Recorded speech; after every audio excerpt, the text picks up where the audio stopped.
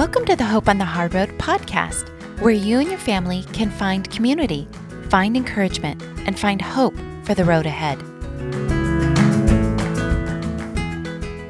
Before we get started, we want to let you know that we are about to celebrate our 5th annual date night for caregiving couples on February 15th. And if you're in the San Diego area, we hope you'll join us for this night of dinner and dessert, awesome speakers, and lots of fun and prizes. Just go to hopeonthehardroad.org and sign up now, and we'll see you there. Happy New Year! Wow, it's 2025. Yeah, it's unbelievable. Welcome, guys. We are glad you're here. Yeah, we sure are. We're so thankful you're listening into this podcast. As a family on the special needs journey, we get it. This road can be incredibly hard and isolating at times. That's why this podcast and our community was created. We wanted to create a space where you can find connection and encouragement and hope. And we're so happy you've joined us. Today, we want to preview some highlights from upcoming episodes. Let's listen in.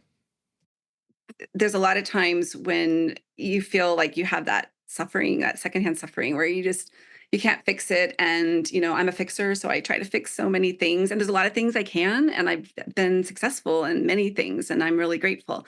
But there's those times when you just can't, and you just shut down.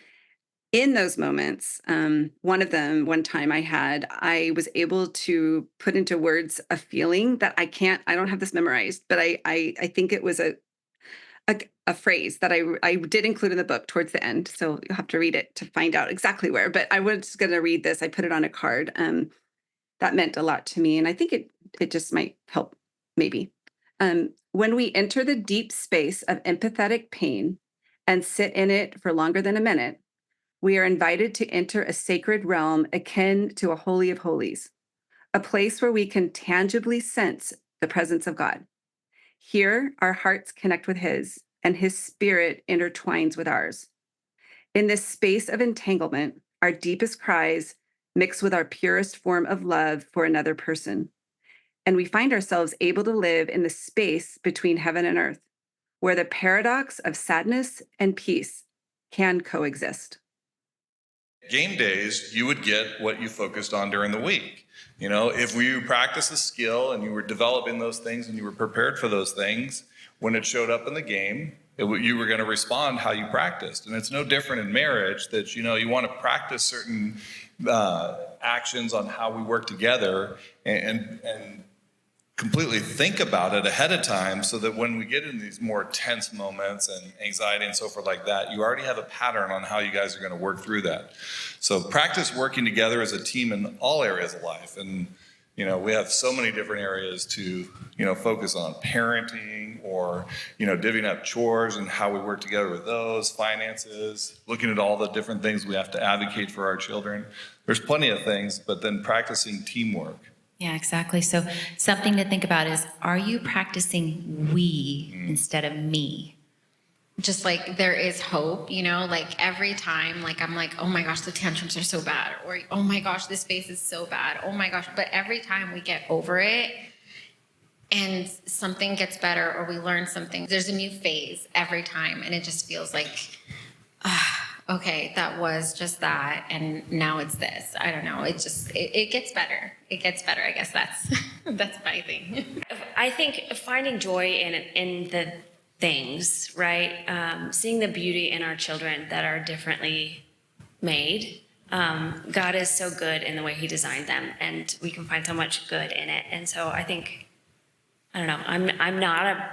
I'm more of a realist. No, she's a pessimist. It's a realist. It's a realist. I'm trying to see, like, even when my daughter is raging, like finding the spark of hope in that, finding the good thing in that, and the fact that I get to go hold her, right? So just the little things to find joy in.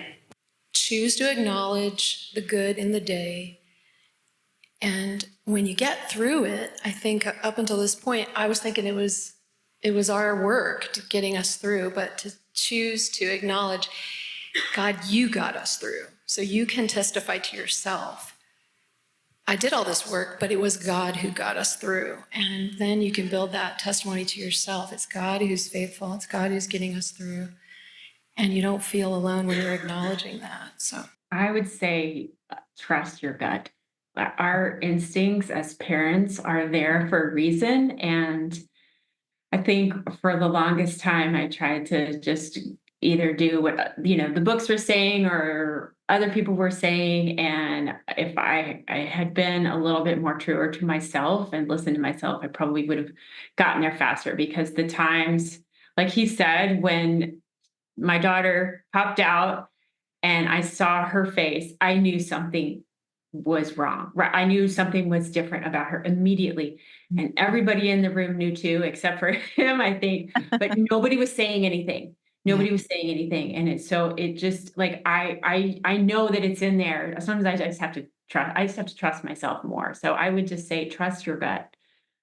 Right now, if you're anything like I was, you're probably worried about both your child, you're worried about your marriage, and you're worried about yourself. And like, am I going to be happy? You think like, okay, is this ever going to be okay again? And I would say to people, particularly dads that I've talked to, absolutely, like you may be unhappy 15 years from now, but don't blame it on your daughter. Like that's your problem. And I've said it kind of that blatantly to them. If you like surfing, surf. If you like biking, bike. If you whatever it is you like doing, you got to do that. It's not going to stop you from doing that. There are so many people in this helping profession that want to be there for you. Yeah. All you have to do is take that first step to reach out and ask for it. And I can promise that it will be there for you. We hope you enjoyed this preview for what's coming up. See you back here next time.